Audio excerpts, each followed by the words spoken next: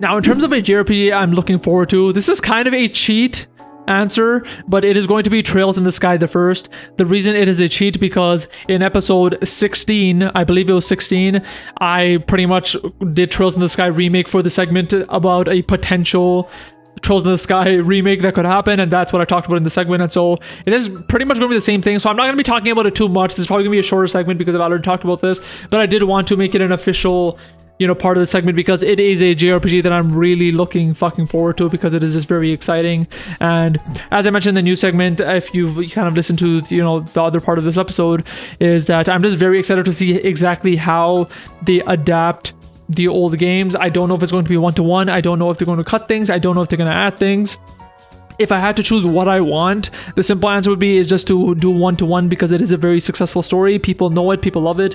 But at the same time, we are able to play the original game anyway, so if they do want to get creative with this, I'd be okay with it. Honestly, my favorite thing would probably be is if they just kept it one-to-one and added stuff like Easter eggs or allusions to future parts of the games or like just extra content. That would be very cool. But if they did make the decision to cut stuff due to whatever reason, I may not like it, but honestly I would understand it because game development is just a different landscape today, and like I can see why they would need to do that. But yeah, in terms of like that aspect of the remake, I'm very much looking forward to it. I talked about this too, but like I'm very interested to see if they evolve any of the mechanics that goes on in Trails in the Sky. Trails in the Sky from like all the Trails games is just very simple, where like you have the combat and you don't really have any mechanics other than leveling up.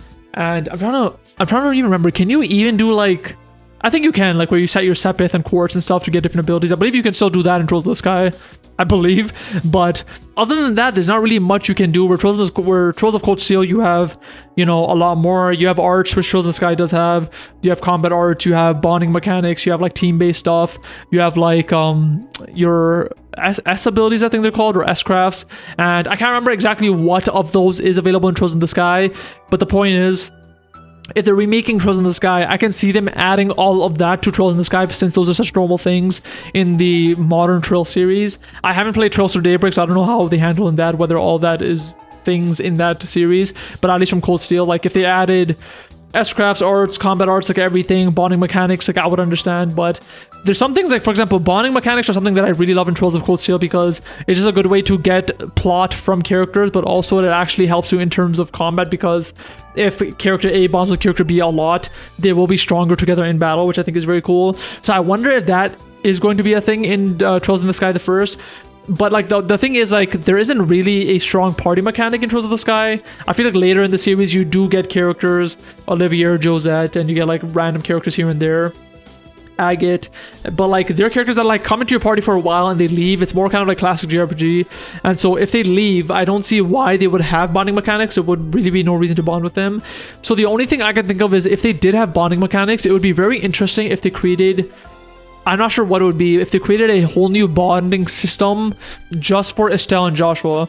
Now, I don't know what that would be. Again, like I don't know what that would look like because there's really no choice in that. It would just be like, if you're playing as Estelle, it's like you just go to Joshua and talk to him, I guess, which isn't really a mechanic. But I wonder if they did something between the two because I'm not going to spoil it, but their relationship together changes a lot throughout the series, and it's very interesting to see like what happens to them throughout the series, how it changes, how they go together, apart, etc., etc. I won't say more than that, but the relationship is so interesting where if they did have bonding mechanics to have them get closer throughout this game and then see exactly what happens to them in the future games, I think it would hit harder what happens in the future games if we get to bond with them in this game. But again, I literally have no idea what the bonding mechanics could be, because if it's just talking, which I usually am fine with bonding mechanics, that's just not really a mechanic because you don't have any choice. Maybe there could be like a mini game thing where you get to, I don't know, fucking hang out. Yeah, maybe that's what it is. Maybe like at certain towns you get to hang out, like you're playing as Estelle, you get to hang out with Joshua and you get to pick what you want to do. Like, do you want to go on a walk? Do you want to get ice cream? Do you want to go shopping? I don't know. And then there's like a mini cutscene based on that thing. You know what? Actually, yeah, that's something that could work. If they do bonding mechanics, it'd be cool if you have to hang out with each other if you want to, and then you get to choose the activity, and based on that, you get a different boost or whatever the hell, like a stat boost. So yeah, that's something that's an example of a mechanic they can add in the remake, and I wonder if they're going to add other mechanics like that, whether it be something that's borrowing from the future of the series, or whether it's something that's just completely new, like this kind of newish bonding mechanic. But yeah, again, I don't have too much more to add because I already talked about everything I wanted in a remake. of Trails in the Sky in episode 16, and I also talked a bit about this a bit more in the news section of this episode. But yeah, Trails in the Sky, the first cool ass fucking game. I'm very excited, and I'm very interested to see how they adapt it, but probably when they adapt number 2 and how they adapt that, and whether they do a number 3. That's very interesting to me, because I could see them just being like, nah, we don't need to adapt that, or them just, I don't know how they would do 3. It's just a very different game from Trolls in the Sky.